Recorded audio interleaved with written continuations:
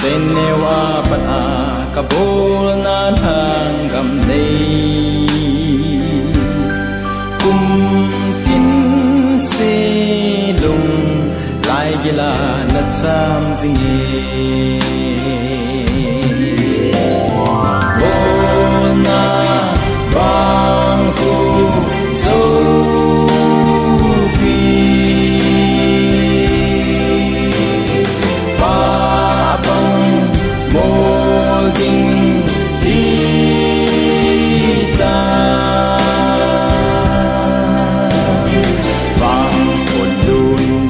Tình gian mô liêm ta dâu bi vang khô gió át đài đam tê bù đẹp bà khăn á chân ná găm lê giam bi thang găm hơi át đài đam tê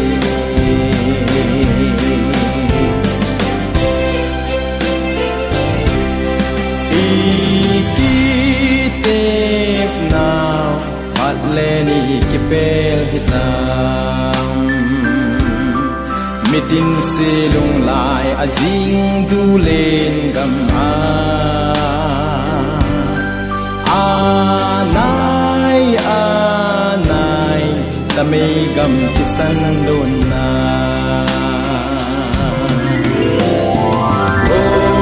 na bang ko zo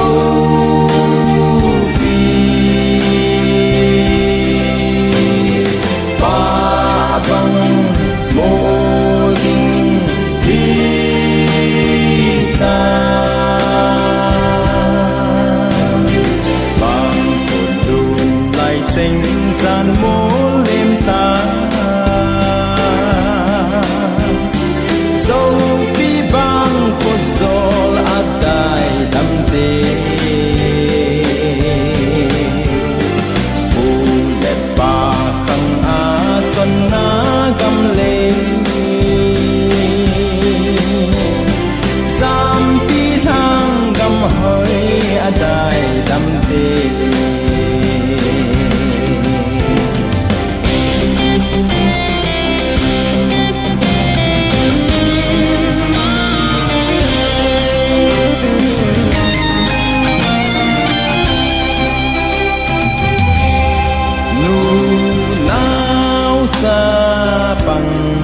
tamay gal kalung tao pe halam mu thimin tung lam asaw nge chol le nang in ban choi cheng puding lo bona bang ku so